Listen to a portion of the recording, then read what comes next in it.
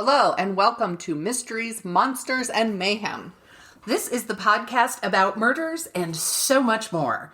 We will talk about anything strange, anything that goes bump in the night, and pretty much anything that amuses us. And on that note, we need to mention that this podcast is not safe for work or delicate ears, so do be discerning who you listen to it with. We also want to let you know that you can find us on social media. We're on Facebook and Instagram, so look for us there. I am Shannon Lawrence. I am a writer, mom, wife, student, procrastinator, and you can find me at thewarriormuse.com. My name is MB Partlow. I am a writer, an avid reader, an organizer extraordinaire, a mom to kids, cats, and a dog, and I call bullshit when I see it. Okay, well, hello there. Hello. We have both been on, mine was a super mini trip, yes. But we both had little vacation-y things. Yes. How was your vacation? It was awesome. Even though I've gotten a little bit of pushback from someone who may have said, someone thought she needed, I don't know why anyone would need 2.5 weeks of vacation. Why doesn't, I think everybody needs and 2.5 weeks of vacation. And you know me, my response was kind of like, fuck you. I earned that vacation. I needed it, and I enjoyed it every minute. Eat me. Kinda. Oh, but I'm going to tell a story. So, what a shocker. What? Oh, okay. Vacation. Because I've told this a couple of times, and it absolutely cracks me up. So when I went to Virginia Beach first to see my friend Frida, and her son is an engineer in Virginia Beach, so he has this swinging bachelor pad 2 blocks from the ocean front, right in the heart of everything. And it has a pool, and the rooftop is gorgeous. It's got it's got big couches and fireplaces and gas grills and high tables and low tables and lounge chairs. And jeez. Yeah, it was, so we are all set because we are like, okay, 4th of July, we're going to go up there and watch fireworks. And our friend Susan was with us too. So we go up there and we get like the last high top table because we dawdled. Dawdled is code for drinking beer in the apartment. Cheap beer. Preloading. Yeah. So we get up there and we have our drinks with us and we have our snacks and we see, and there's all kinds of people. Oh my God. The people watching in Virginia Beach is phenomenal because there is everything. I mean, there is absolutely everything. Is it a naval station that's there? There are many naval stations there. So there are a lot of pretty people too. There was a woman who Frida and I looked at each other, and once the woman was out of earshot, young woman was out of earshot, she's probably in her mid-20s. We looked at each other and it was like, was that the most fabulous ass you've ever seen on a human being in your whole life? And she had this bikini bottom on that was just, I've never in my life been able to wear that particular bikini bottom. And it looked fabulous. And she was just, the confidence, the body confidence was, so anyway. So yes, we're up on the rooftop and we see this guy and he kind of looks like your typical surfer dude. He's kind of got long hair. He's got a lot of blonde in it. And he's wearing a pair of board shorts and no shirt. He might have even been barefoot. I don't know. Might have been wearing flip-flops. But he's got a little 3-month-old baby he's holding, and he's doing the daddy bounce. Yeah. So this is not somebody's handed him their kid. He is the kid's father. So he's doing the daddy bounce. So we start talking to him, and his wife is right there, and he's got a 3-year-old daughter. So, and he's all dude, and he's hilarious.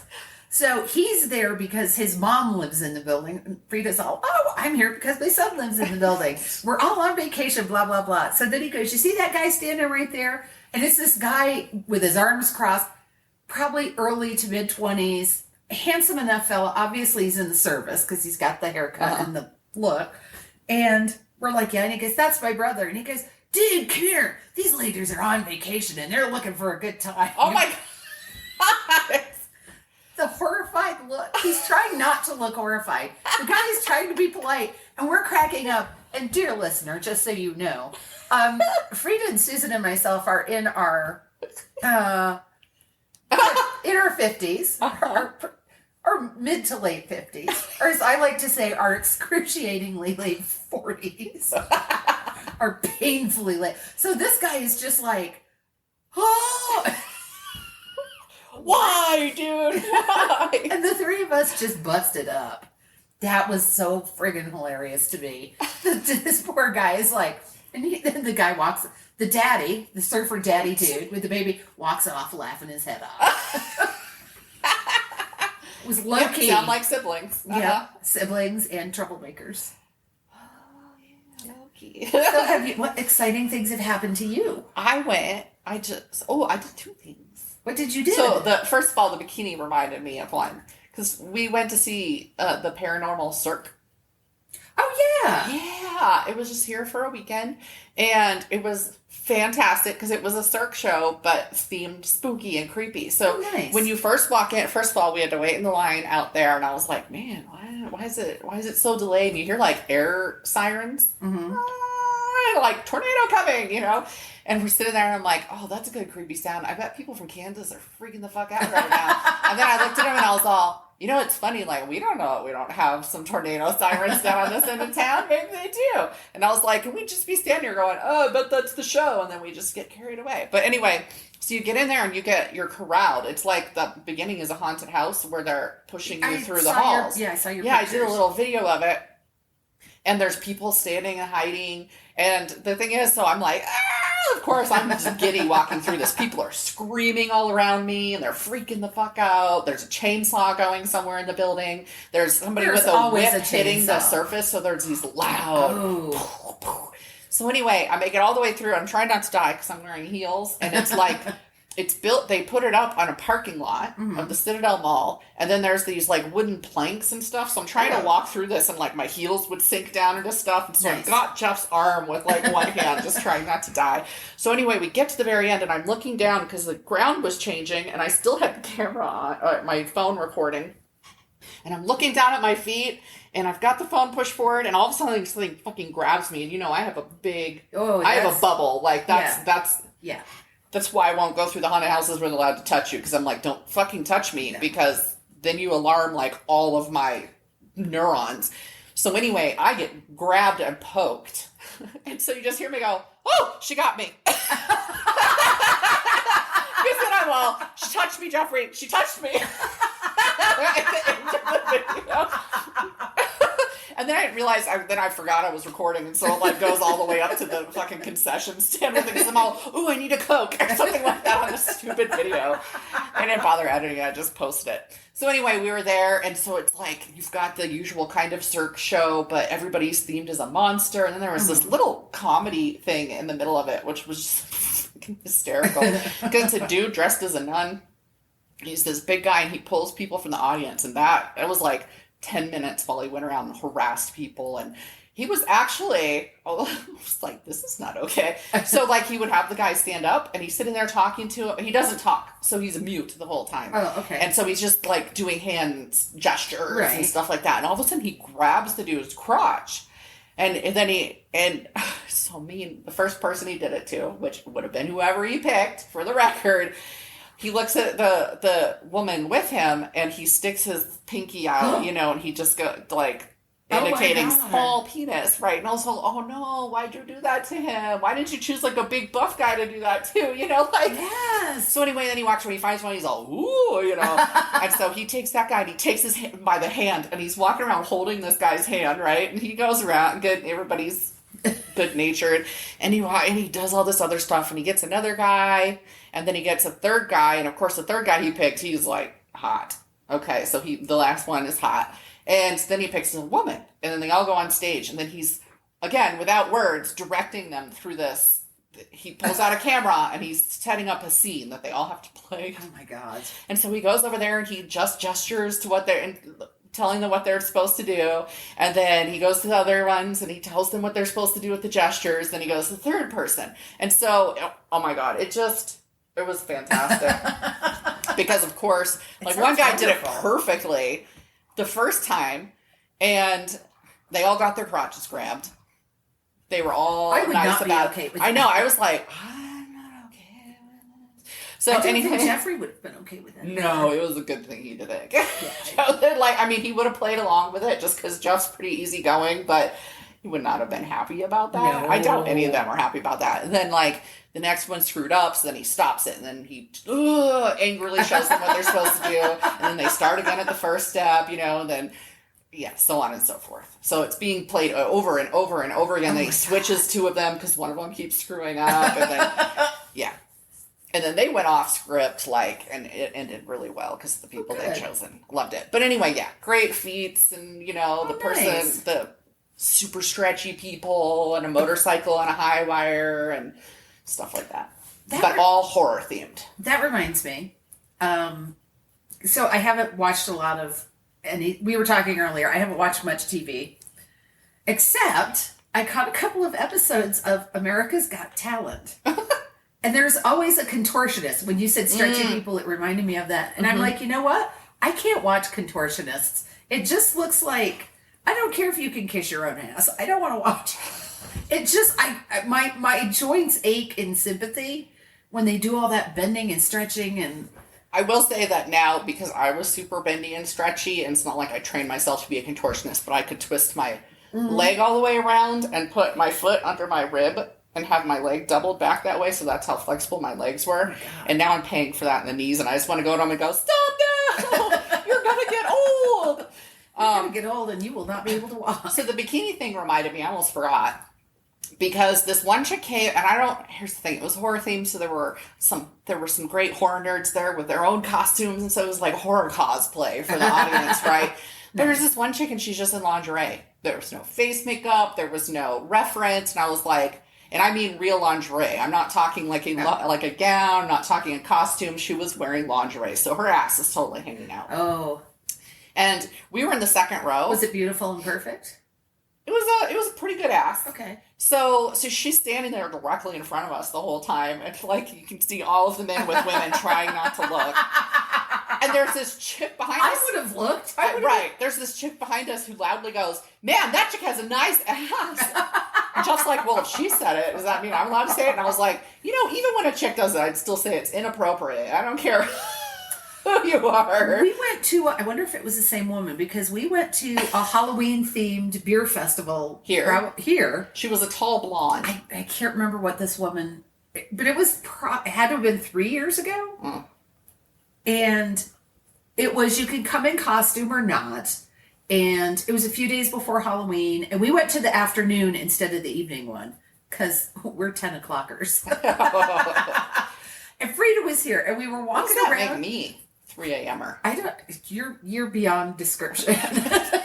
You're a fucking insomniac. I welcome dawn, and then I go. But yeah, so there were people in costume, and we're kind of like, oh, that's a clever costume, or that person spent 10 minutes on their costume, which is okay. But this one woman was just straight up walking around in lingerie, and we couldn't figure. It wasn't like it was not. I know. I'm like, that's not a costume. That's not. There's no horror reference. I would know if that was a horror reference. Now, if you slap on a pair of feathery wings, you can be a Victoria's Secret model. If she'd colored her face, like if she'd done freaky makeup on her face. Oh, it would have been great with zombie makeup. Right, but or a couple of big bleeding holes in her neck, like she was just something that simple. Nothing. Wow. And so I was like, I don't want to be judgy, but I don't understand what's happening here. I just wanted to ask her, so what were you thinking? Did you think this was a different show? Well, that was the whole thing. We had the same reaction to the woman at the Halloween thing, because it was like, somebody said, it might have been me, but it might not have been, that's like a whole ass cheek hanging out. Two whole ass cheeks. Because it was like a thong. Yeah. And I'm like...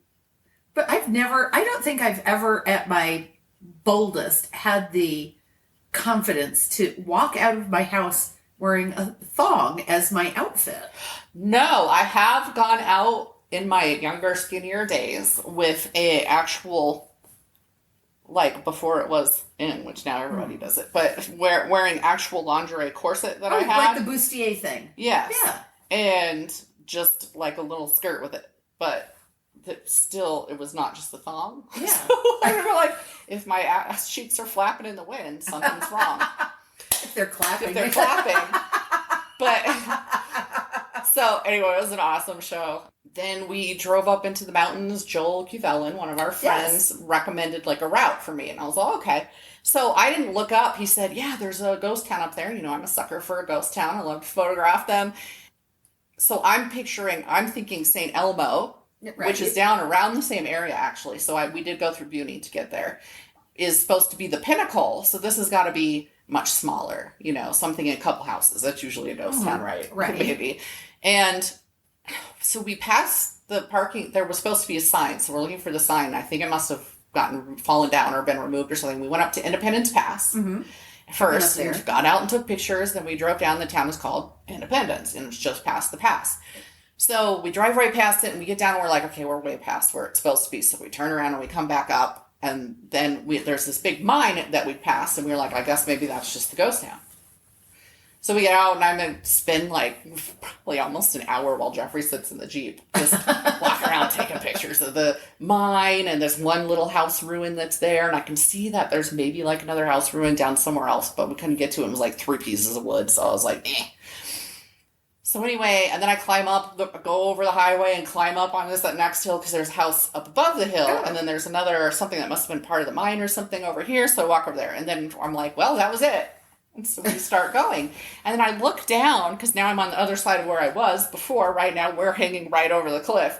Look down and I see 2 more houses down there. I'm like, oh my God, there's more.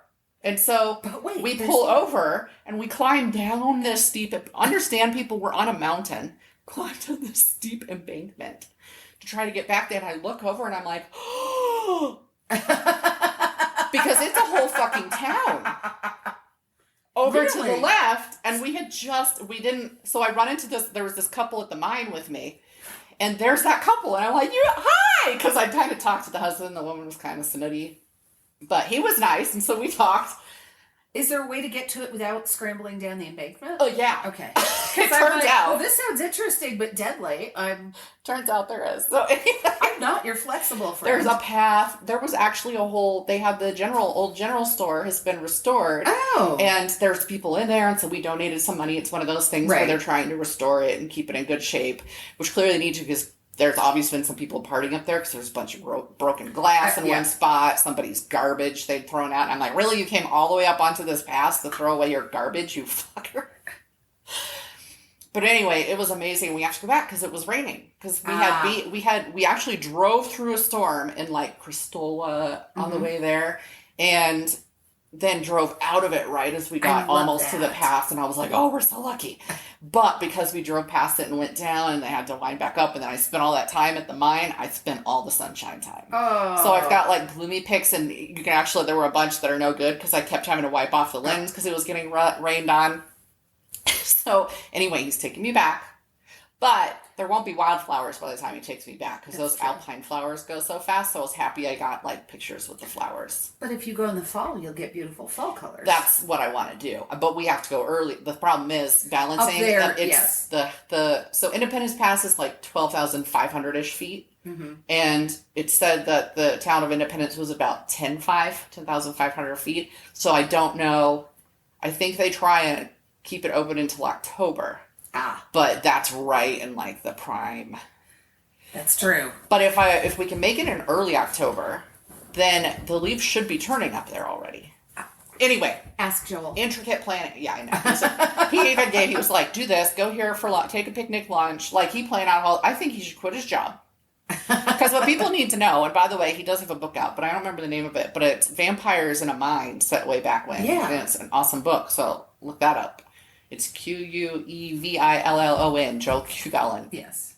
But he and his wife, they climb 14ers on the weekends. That's just what they do. Just and casually.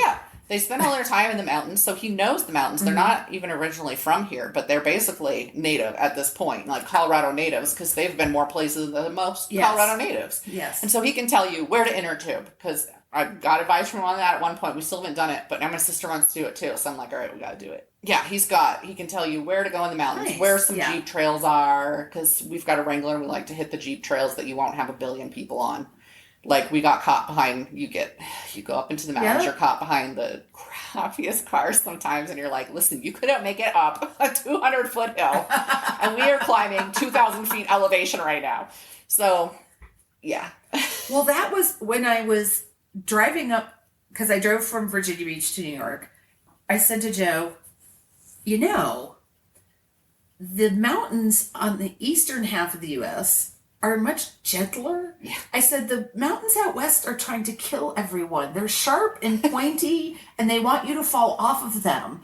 The ones in the east they're rounded. Like gently rounded hills. They're rounded. They're inviting. They're green. I don't want to say they're soft when you fall down, but they kind of are. What's the highest mountain over there? 2,000 feet?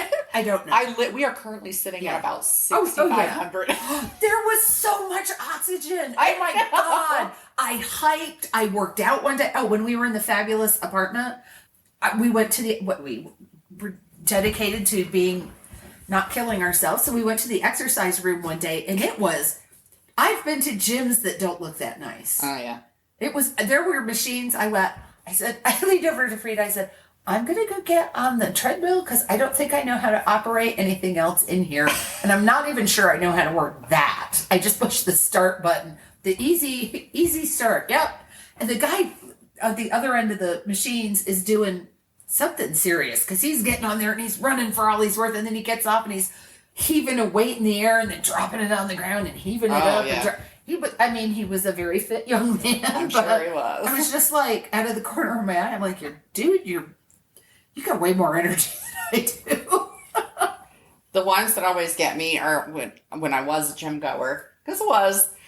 And you've got the ones we had one at the last place we were going, my mom and I, while she could still leave my dad for like an hour and we'd meet at the gym so I could get her the hell out of the house. And he would go, just sound, you just hear,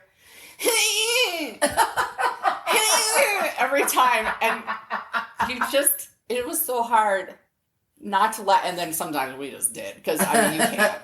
But he would do it with every heave of whatever he was doing. It was the weirdest sound.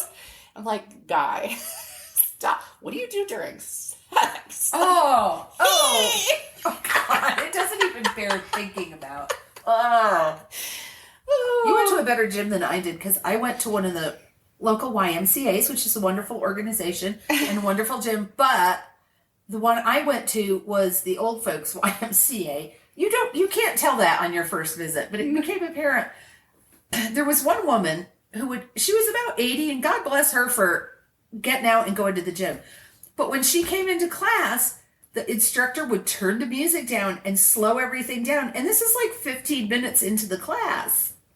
And I'm like, okay, I'm happy that we're adaptive, but does the entire room have to slow down for one little old lady? I belong to 2 gyms here, 24-hour fitness, and then this last one was Accolade, which is much smaller, and it didn't have, 24-hour fitness had a pool. So I was doing Zumba, yoga. So this is when I had basically 2 toddlers, but they had a daycare center. Oh, yes. And I was going with my mom. We work out for a few hours, and then some nights I'd go and I'd do, some nights. I think I was going there 4 days a week for the classes. So I did a water gymnastics. This is what people don't understand. Me and this fibromyalgia flare up right now, I was in good shape before. So water aerobics. Water aerobics are magical, and you get extra resistance, which actually triples what you're getting. So anyway, and Zumba and yoga, and then I was doing some sort of, it was like a fitness boot camp. It almost killed me though, because I still had a heart thing then, but my trainer knew, and I had a trainer there. That was not like my mom paid for a trainer for me there, who we're still friends with. Nice. As a kind of, yay, you can get away from the kids for a little bit. Let's get you back into shape. So anyway, but here at Accolade, we were doing Zumba there, but I didn't do any yoga because they were all morning classes, and homie don't play that. Yeah.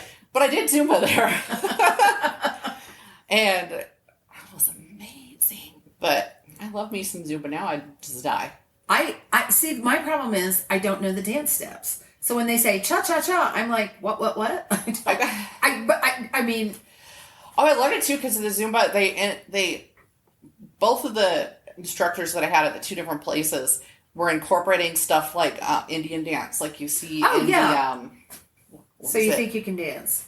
They used to always have an Indian dance on there. Oh, well, no. That's not what I just took you to But I mean, the movies, the Bollywood movies and stuff. Yes. So they'd incorporate moves from that too, and then they'd incorporate. So it was awesome. It was all over the place. But I could usually pick them up pretty quickly, but that was because as a youth.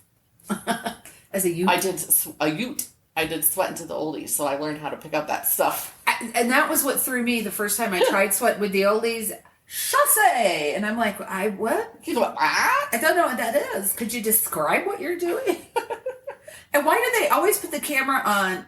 They always have the camera on the fittest person doing the hardest level. And then they have a little, like, screen of the person doing it for us fat old people. And it's a tiny little thing in the corner. It's like, I can't even fucking see that. How am I supposed to know what they're doing? They could be sitting down having a cigarette for all I can tell. So. There is something I never figured out quite what they were doing. Because it's one of the warm-up things on the Sweat Into the Oldies that he always does. And he's like, what is it? It's like Solis or something. Oh. And I think they're tensing their buttocks or something because I can't tell what the fuck they're doing. And so I'm always like, all right, whatever. I'm just going to put myself in about the same position you're in and tense some things because I don't know what we're stretching. I love that. I'm going to tense some things. I'll stretch something. Or pop something. I'm like, could you take a moment to just explain what the fuck you're doing there? Yeah. Richard, I love you, but could you just tell me what you're doing? Tiny little maniac. I love you. You energetic little he was delight. Women loved him. Yeah.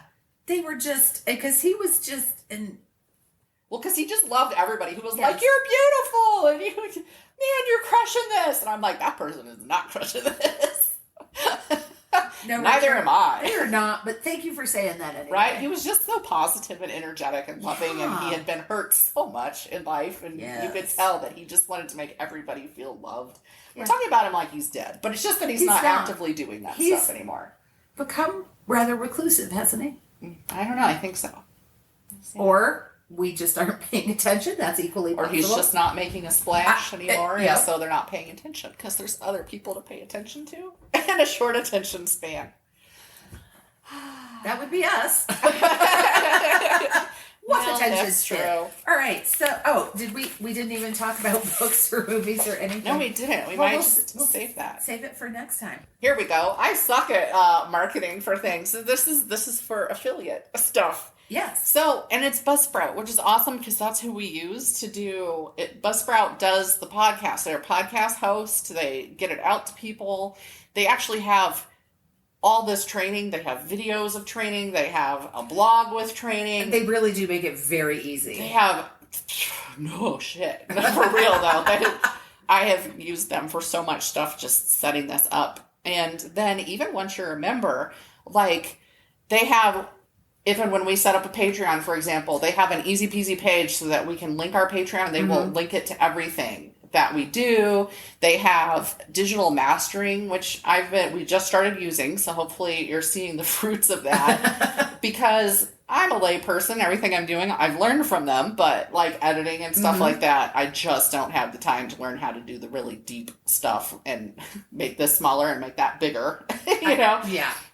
Just to put this out there, there will be a link in our show notes at any time. Buzzsprout actually automatically puts that in for us. All I have to do is check a box, and they do what they need to do to put that out there, which is awesome. So easy.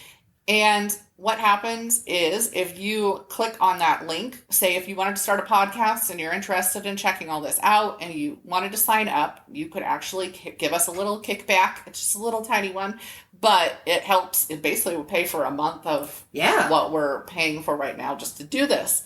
And you would get, after your second paid invoice, a $20 Amazon gift card.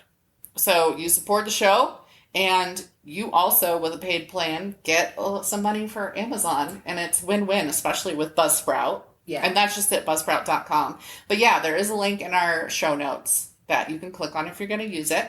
And I can't say enough good about it because it's made my life so much easier than it could have been just setting this up, not knowing what the hell I was doing. One thing I really like, because we both get them, they send you so many encouraging emails. Oh, yeah. They tell you, you've had your 25th download. Can we get it? And it's a little image with the reward. Yeah. You've probably seen us post it like 1,000 downloads. Yeah, it's so supportive and nice and friendly, but it's not like Duolingo. Oh my God, where are you? Get on here and do your fucking Spanish.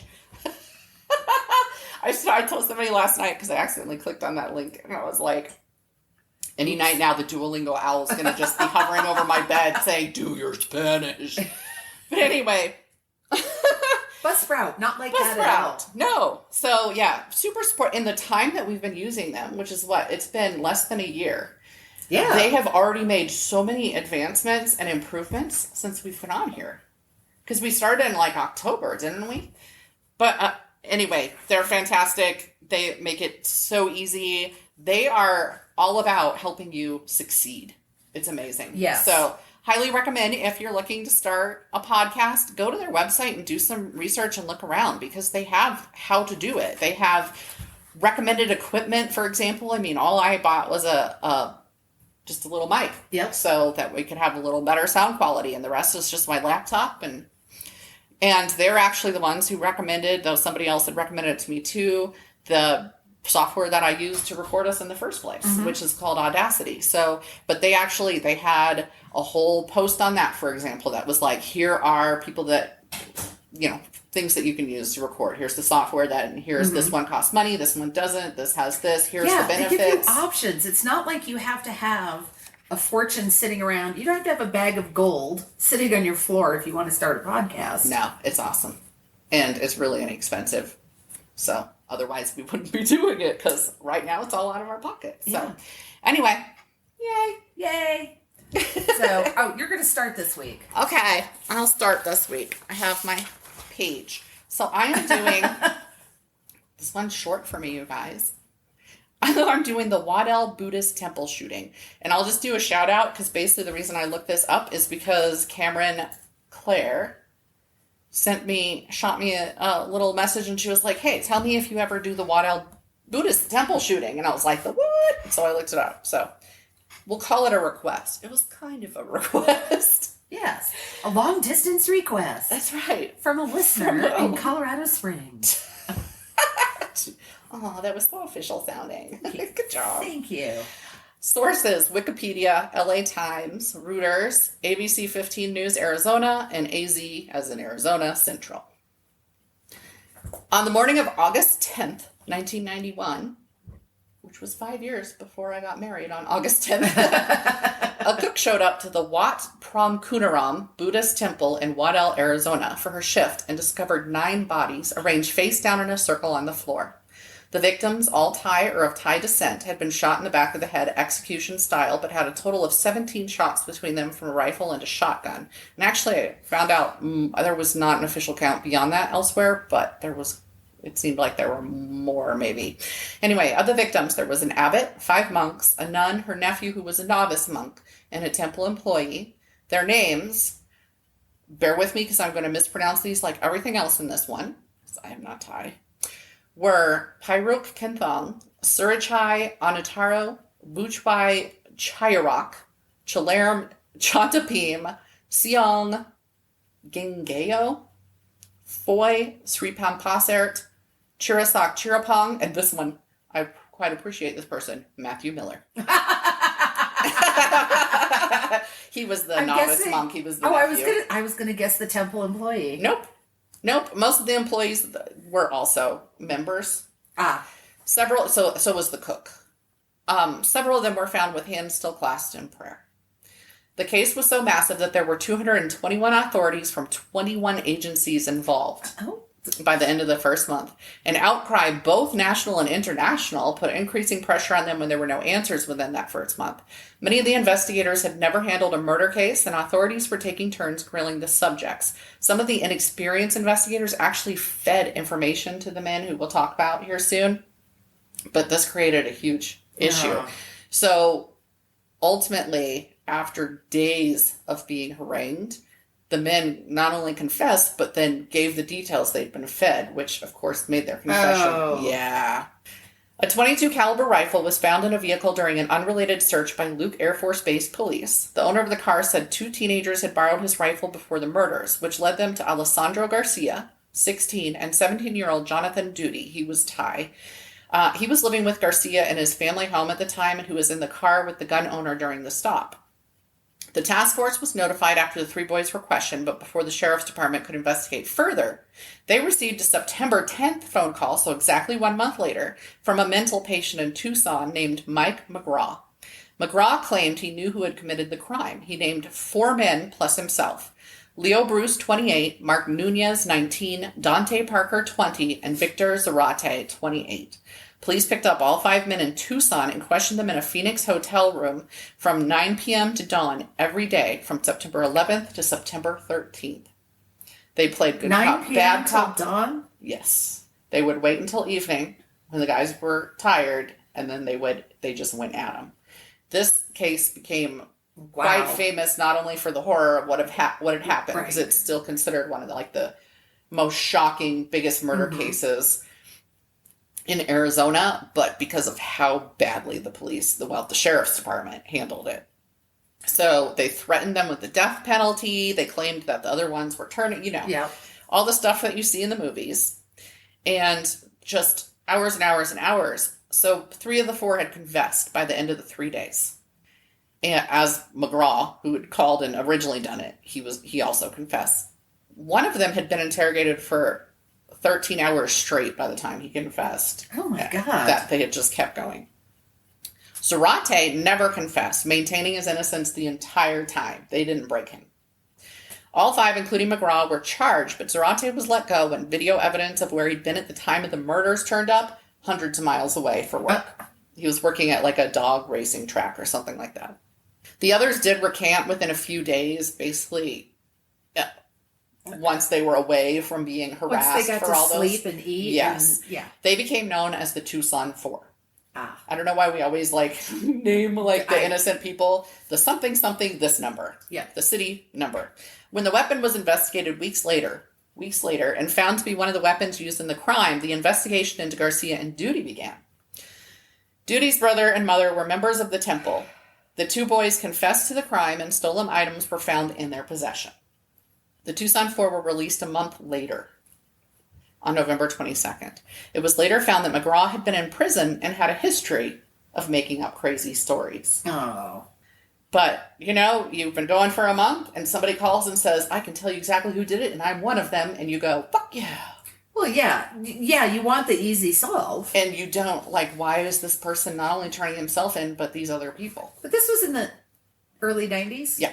So we already knew then about people making false confessions. Oh, God, yes. I mean, it's not like we just discovered this last year. I imagine since it was a low crime area and that sheriff in that county wasn't used to it, they'd never dealt with somebody or whatever, I'm not going to make excuses for him. The 2 boys had broken in to rob the temple, making it out with $2,600 worth of cash, jewelry, and AV equipment. They'd planned the burglary in detail for 2 months ahead of time, down to what they would wear. Sociopathy, anybody? On the one hand, Garcia claimed they'd gone in planning to leave no witnesses and that Duty had executed them with the rifle after they'd been arranged in a circle. In another point, one article said that then he claimed it was because Duty freaked out because he figured he'd been recognized because his family was part of the temple or whatever. But everything else said that Garcia straight up said they planned it. In fact, Garcia was the one talking because he was threatened with the death penalty, and to take the death penalty off the table, he agreed to confess and hand over Duty. Okay. So, of course, what did he say? Duty masterminded the whole thing. He was the one who made the killing shots. Anyway, for whatever reason, Garcia also shot them. He had a 20-gauge shotgun. So they were shot in the head with the .22 caliber. But they had shots, shotgun shots, all over their bodies. Arms, legs, torsos. Just various throughout. And so that was just him gleefully just fucking with dying people or dead people. That's crazy. I think he was twisted. So here's the thing, none of these revisit this, but Garcia's, Duty did all this. And it's okay, well, you just admitted to being the one with the shotgun, and that's the person who just had fun blasting holes in people. Yeah. So I think he was majorly fucked up. That's some sick shit. So they were charged with armed robbery, burglary, conspiracy, and first-degree murder. However, once they were told they'd be charged as adults, both boys claimed their confessions had been coerced, just like the Tucson 4. They were no, we were forced. The judge ruled that their confessions were permissible and the case continued. Garcia pled guilty in 1993, claiming that, again, Duty was responsible for all the kill shots, and he was the mastermind. He got 271 years, collectively. Doody was found guilty in 1993 based on his confession during an interrogation that was intense and lasted 12 hours, just as with the Tucson 4. He initially got 281 years, but his conviction was overturned in 2008 on appeal after it was found he had been improperly Mirandized and that he'd been questioned without a parent present as a minor, which negated his confession. Now, I think Garcia was also questioned without a parent there, but because he had basically made the deals and all that, there was no way. He just decided not to fight it because he was like, nah, straight up. Doody really didn't admit, I mean, at first he admitted portions of it.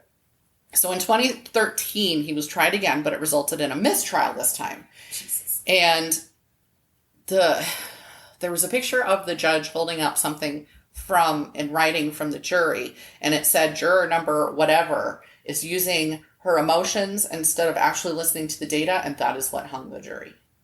So there was no more data on that. Like, okay, so was she like, no, I'm not going to put this boy in jail, or, So anyway, it hung the jury.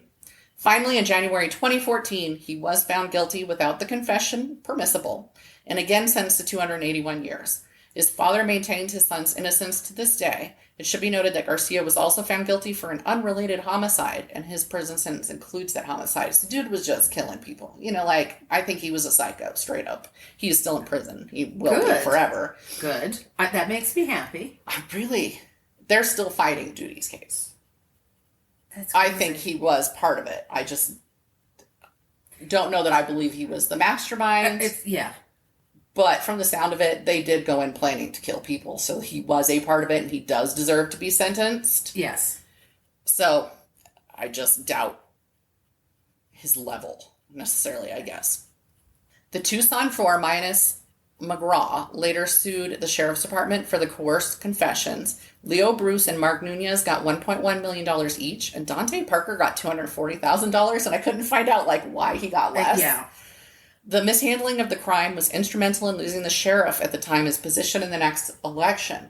The guy who took it over from was ex-DEA, and he ran on the platform of, I will bring dignity back to this department, because dude done fucked up. Yep. Yeah.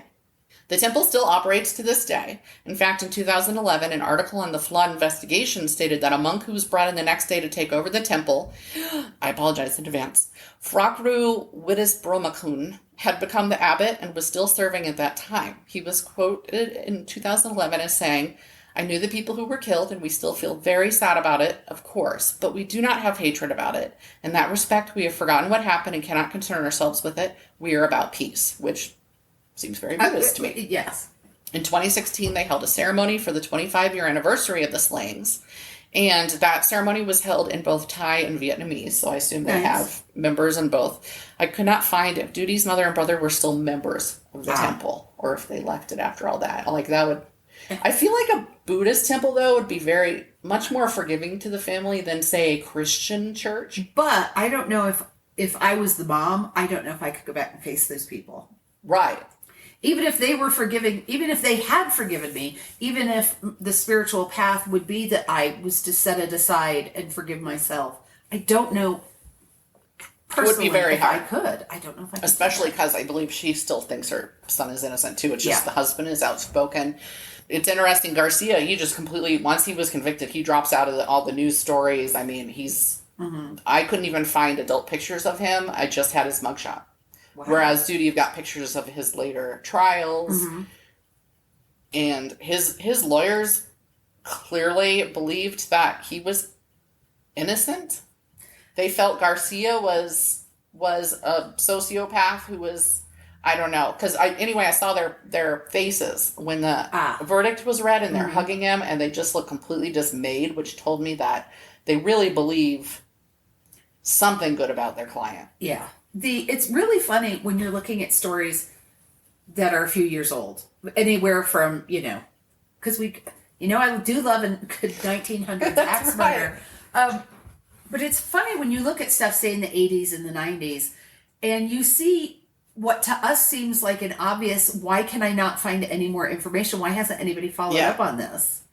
But it's just this gap. Yeah. Some avenues you want to go down just do not exist. Well, interestingly, there are pictures of the trial, and Garcia was instrumental in that last trial in 2014 that got him convicted. It was basically him saying, still, yeah, Duty masterminded it all. He did the actual main slayings that helped convict him. It was that and circumstantial evidence that convicted him in 2014 because they couldn't use his confession. Right. In fact, I read this really good article, and it will be in the sources, and it was about the police mishap. It wasn't so much about what had really happened, what had happened there. And I mean, they were interviewing a cop who had been there during it, and he was the first one to say it was badly done. It was fucked up what we did to these kids. And I don't know. It was a good article to read. It's just not we didn't do anything wrong. There wasn't that. There was none of that. This was bad from the beginning. And there are some sources you read just because you know it's going to be dramatic and have a lot of color and flair, and they're going to be sketchy as hell on the details. Right. Yeah. And you're like, okay, this will give me sort of a rough idea, and then I'll go search out what really happened. And I will say, for those who like crime scene photos, there are some slight crime scene photos. You do see the bodies. I will not post them as usual, but you can find those if you Google it, if you want to see. But they are kind of arranged in a rough circle. I had a whole different image of the interior, of where they were. Like I was expecting this big open space, and there's a sofa in there. They're just kind of laid down between these things. I'm thinking of the temple and the golden child. Pretty much. Yeah. Yep. It's terrible, but true. I don't have a lot of experience with temples. Yeah. So, but I suppose if I had the opportunity, I would go to one just so I could see what it was like. I tried to talk Joe into going to a tent revival in upstate New York, and he was like, why? I said, I've never been to one. He's like, why would you want to go? Because I've never been to one. And he was like, have fun. See you after, we'll get a beer. Nobody wanted to go. Well, you have to understand, tent revivals are really common in the South. Yeah. So they're not but upstate all New that York. Common where you can spit and hit Canada. We just didn't. I don't remember when I was growing up. So anyway, I was very excited about that. And yeah. Apparently I've reached the phase of my life where I'm just like, I've never done that. Perhaps I should give it a whirl. Bucket list, tent revival. Check. I have a very strange bucket list. Very twisty, sad bucket list. So I'm going to talk about the Flatwoods Monster. Because, as I said earlier, I drove from Virginia Beach to New York, but I didn't go straight because I didn't want to go through D.C. or New York City. So I went west to Charlottesville because I love the Charlottesville area. It's beautiful. Isn't that where, okay. But it's gorgeous. Just asking. I wasn't stopping for political rallies. I was just, although I did go to a couple of thrift stores. So I went to Charlottesville and went north from there. So on my drive north, I did go through a lot of Virginia, but I also went through a very teeny tiny piece of West Virginia. So I thought it was only fair to look at their mysteries, monsters, and mayhem. And I mean, being West Virginia, they've got a lot of all three. Yeah. I mean, their political representatives are basically trying to fuck everyone who lives there over. Oh, I was like, what? Oh, no. No, they're trying to screw everybody. They're like, you don't need clean water and clean air.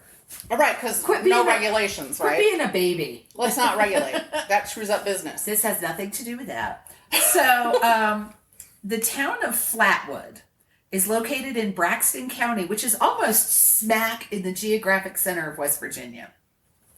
So the Flatwoods Monster is also called the Phantom of Flatwoods, the Braxton County Monster, or Braxy. If you're on a casual first name basis with the monster. Nessie, Braxy, Jessie. Yeah, right? So this story starts at 7:15 p.m. I don't know how they got the exact time. On September 12th, 1952. So I wanted to really place this in time in case. This is 14 years after the famous War of the Worlds radio broadcast by Orson Welles. The Korean conflict was continuing. Princess Elizabeth was coronated queen after her father died. The U.S. detonated the first hydrogen bomb. The first birth control pills and the polio vaccine were developed. I did not realize those happened in the same year. Wow. Right? I Love Lucy was on TV, and the first Mr. Potato Head toy was sold. And, important to know, Joseph McCarthy had already spent the last 2 years trying to terrify people on the topic of communism.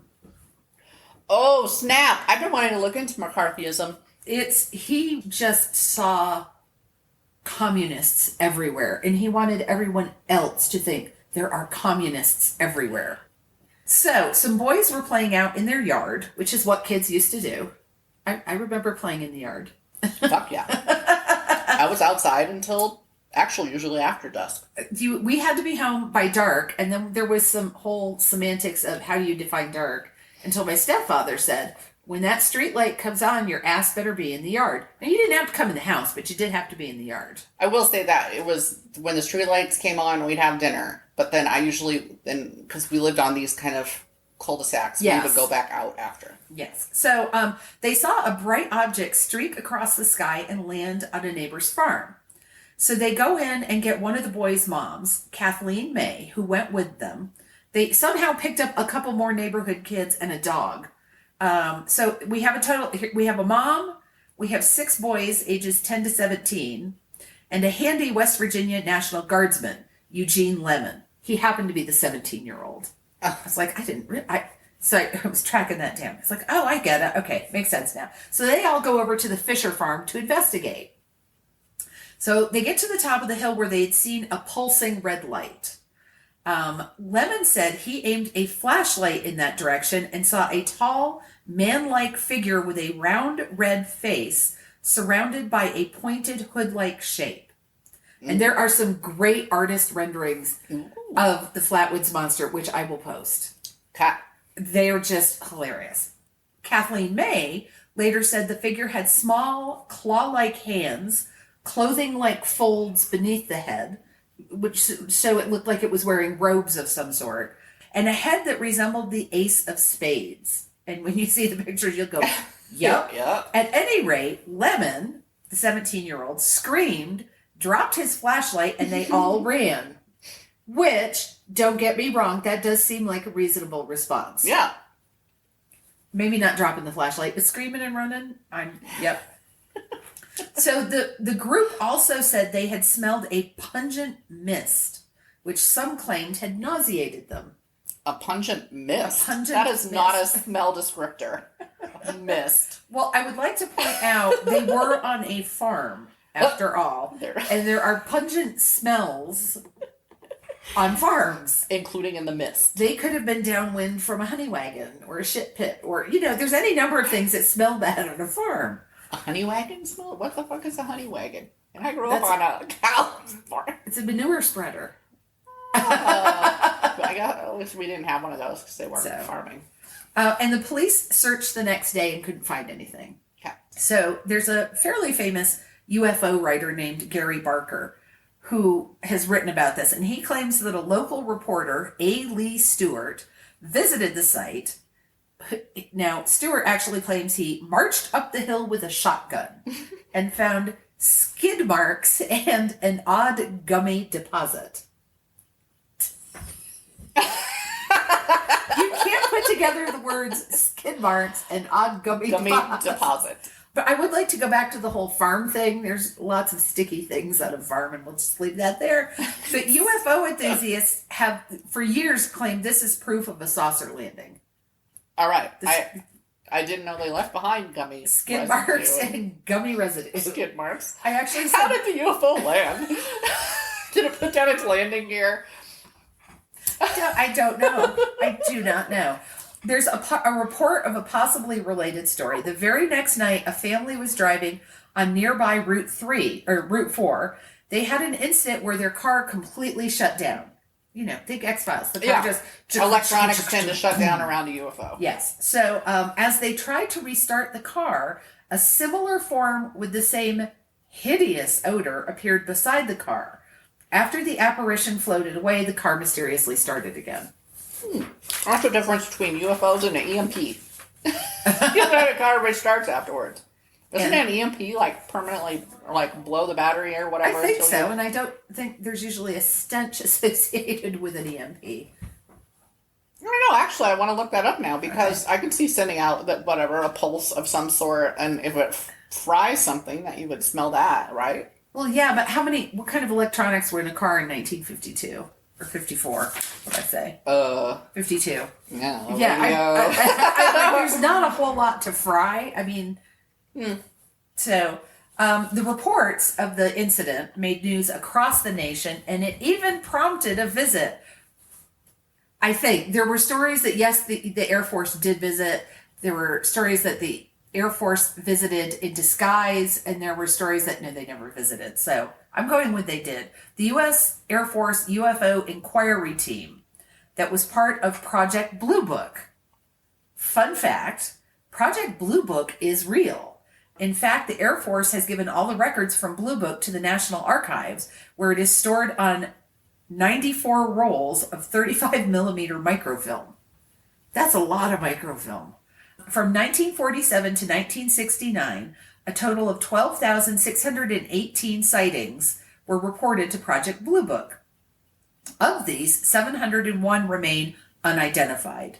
The project was headquartered at the Wright-Patterson Air Force Base in Ohio, whose personnel no longer receive, document, or investigate UFO reports. So if you see something funky, don't call them. That's how I'm bringing that. They still get calls. Please don't call us anymore. But I was really surprised that it is over roughly 20 years, but there were over 12,000 sightings. There's a shit ton of sightings. I hadn't realized it was that like high. On the Oregon coast in California. Oh, yeah. Washington.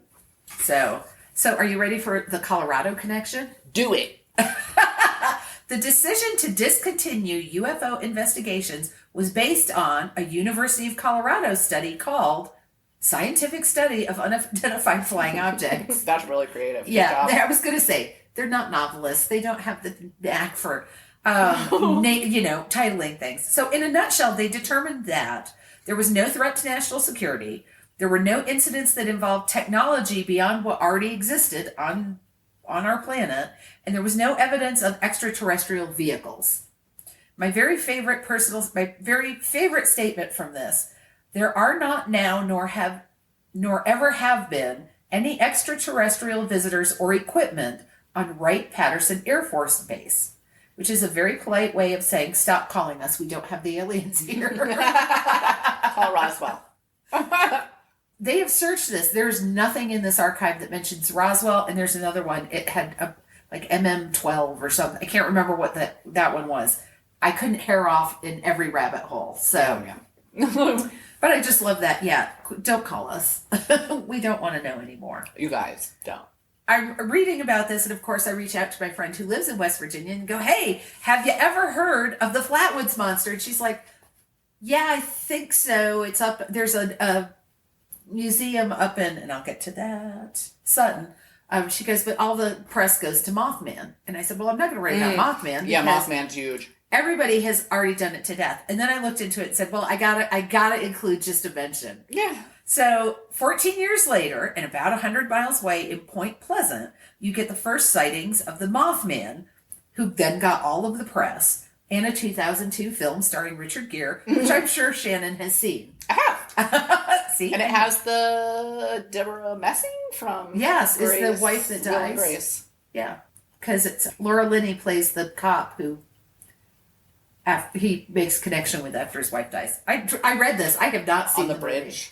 Boy, it's been a long time. Yes. It came out in like the 90s. So, on November 15th, 1966, two young couples report seeing a large gray creature with glowing red eyes and 10-foot wings following their car. Over the course of several days, more people report similar sightings, and it seems to be this thing flying around following people. So sadly, when the Silver Bridge collapsed on December 15th, 1967, which is just roughly a year later, it killed 46 people during rush hour traffic, and people tried to link the sightings of Mothman and other paranormal phenomena to the bridge's collapse. Yeah. And the actual cause of the collapse was a very, very small structural flaw in one of the chains. It was 1/10 of an inch deep. And that did, because that's why engineering matters. There's a whole percentage of failure that's allowed. And they didn't have the redundancy built in. But I did read a little bit into that. they don't fault the people who designed and built the bridge because they just didn't know enough. Yeah. It was compounded by the bridge being subjected to much more traffic than it was designed to handle. They didn't realize how much traffic it was going to get. They were like, why are y'all going in this town anyway? Stop. Right? So, I have not read The Mothman Prophecies by John Keel. I haven't. No. Okay, so this is the book that the movie was based on, and now I feel that I must, because the movie was based on the book. His personal story, John Keel, is just freaking fascinating. He was raised by his grandparents. He left school at the age of 16 after taking all the science courses.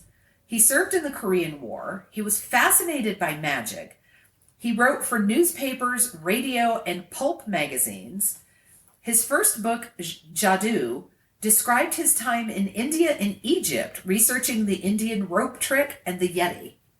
Now, the Indian rope trick, for anybody who never saw a Bugs Bunny cartoon, is where the rope goes up into the sky and the guy climbs it and disappears. Yeah. And it's not attached to anything. It's not like, oh, it's attached to that building. No, it's done out in the open, and he climbs up and disappears. So he wrote a book on that. He published a spy spoof novel called The Fickle Finger of Fate. And if you've ever heard that phrase on the old TV show Laugh-In, they used to say the Fickle Finger of Fate Award. So this guy wrote the book, and there's a version of it out now that is illustrated by the great cartoonist Al Jaffe, who you might remember from Mad Magazine. Yeah. Brilliant. And I was like, oh. My dad had so many. He had those boxes. And in fact, they might be somewhere in the house still. I asked him for them at one point. He was like, no. If you ever get them and you want to let someone read them, I loved Mad Magazine. In the late 1960s, he popularized the term Men in Black. Oh. He didn't say he invented it, but he popularized it. Okay. He also wrote TV scripts. He wrote for shows like Get Smart, The Monkees, and Lost in Space. I watched all those. Right? I loved the Monkees. He later focused fully on UFO investigation and concluded, I don't know how he figured this out, because remember, this was back before we had computers. Mm-hmm. We had computers. Well, we didn't have personal computers. He may not have had access to a computer the size of a house. I just have to say it because it has been pounded into my head gotcha. with this degree. A disproportionate number of UFO events happen on Wednesdays and Saturdays. Huh. That's what I said. So this guy was no flash in the pan. He did publish a lot of books, and he passed away in 2009 at the age of 79. And now I want to go back and find, I have to read The Mothman. I read one review of it that said, if you do not believe one single word, because it's written as a true story, you do not believe a single word that this man has written in this book, read it as a horror novel because it will scare the crap out of you. I love it. Now I want to read it. Right? And also, I imagine there's a sense of humor to it if this guy... Yeah. Yeah. Apparently he has a very engaging writing style. So I was just... I like an engaging writing style. Right? Something we all strive for. Right. So, today, there is a Flatwoods Monster Museum. We're going all the way back to Flatwoods Monster. We're leaving Mothman alone for now. In downtown Sutton, West Virginia. Please note, it is also the Braxton County Visitors Center, and it gets a ton of visitors. There's a video game now that includes the town and the monster in the game somewhere. I think I've heard of it. So there are now there are people who do trips where they go. The video games use real locations, so they go visit the locations in real life that they've seen on the video game. Cool. Oh God, that took dark tourism. Yes. Well, then Sarah Vowell, I gotta write down that I mentioned her, wrote a book called Assassination Vacation, where she spent the summer driving to the site of presidential assassinations. Oh my God, it is such a good book. Nonfiction, but she's got a very good writing style. I do want to conclude with the fact that there are historic artifacts at the Monster Museum, including copies of the witness accounts of what happened. They have those. They have preserved those. And they also have, wait for it, a piece of wood from an actual tree the monster was near. It didn't even touch it. It was just near it. And I said, an actual piece of wood from a tree that was in the forest. And I actually wrote that the monster looked at. Can you hear my eyes rolling? Is that that strange gravelly noise I hear? It is dry here. Oh my God, my eyeballs are so dry. Yeah, especially after being somewhere with humidity for 2.5 weeks. Humidity and oxygen. The plane lands and the moisture just sucks out. Yeah, they open the door and you just hear it. A mist is seen rising from the plane. I'm writing down assassination vacation. Oh, assassination vacation. So, we didn't pre-discuss a question, but I wrote one down. Oh, thank goodness. Just because I was like, oh, crap. What is the question? What's on She can't read my writing. I just showed it to her, and she made a face of, the fuck is that? So, since you guys couldn't see it. So, I guess I'll put my question here. Might as well, since I brought it up. What is on your bucket list? Tell us some of the items on your bucket list, and we'll post this on the Wednesday that this episode posts. That reminds me. We have reader mail. Yay! From an Amy! From one of our many Amy fans. We know a lot of Amy's between the two of us. Huh. I'm related to several of them. Yeah. I always have I'm not. Now at my house, when I say Amy, I have to either say Miss Amy, which is the friend who we know from Gibbery years and years ago, Auntie, or Aunt Amy, or Cousin Amy. So everybody knows which Amy I'm talking about. Well, you've got a system now. It can be confusing if you're thinking of the wrong one. Anyhow, we asked, back in June, have you ever witnessed a crime? What is wrong with the rest of you? I feel like you are all sitting on some really good stories. You don't have to tell us about crimes you've committed. I mean, but if you want to. But you could. But I'm just talking about ones you've witnessed. So, Amy says, when I worked in a department store, I saw a lady moving large amounts of jeans to a back rack to steal. I called security and, being Amy, I went over with her standing there. So the rack is there, the woman's next to it. She goes right up to the woman, grabs the jeans and says, "Wow, how did these get here?" And then moved them back where they were supposed to go. I know. She's always been shy and retiring. Oh, I see that.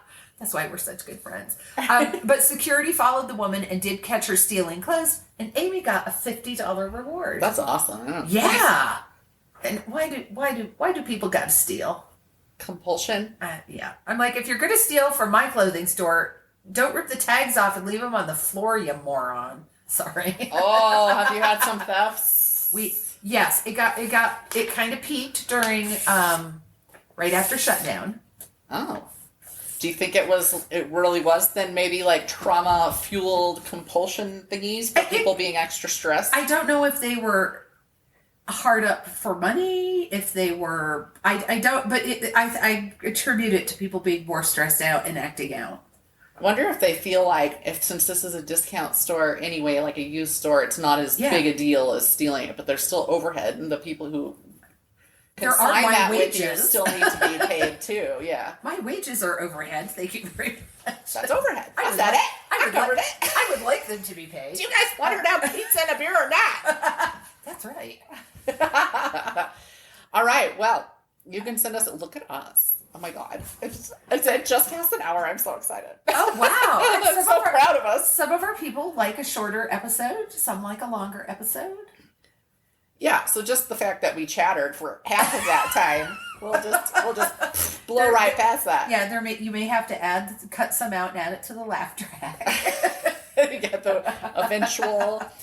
But anyway, you can send us stories at mysteriesmonstersmayhem@gmail.com. You can always go to our site and use the form, which Amy did. And I'm excited every time somebody uses that form because I set it up. People, I mean, it wasn't that hard. But anyway, everything I do, I'm excited. I'm very easy to please, you guys. Very easy to please. Yes. But anyway, you can use the form at mysteriesmonstersmayhem.com to submit it to us. And there you can find like previews. Sort of, because it's just the titles of our upcoming shows. Because we put it on there as soon as we record it, we have our title and we stick it on there. You can find pictures of us and eventually other sorts of things on there. Yes. I'm sure you can find our guest bios on there. Yeah. And of course, we are on Facebook. That's right. On social media, Instagram, as we mentioned at the top. Yes. And Anyway, thank you for listening. Yes, and you will hear from us next week. Woohoo. Bye.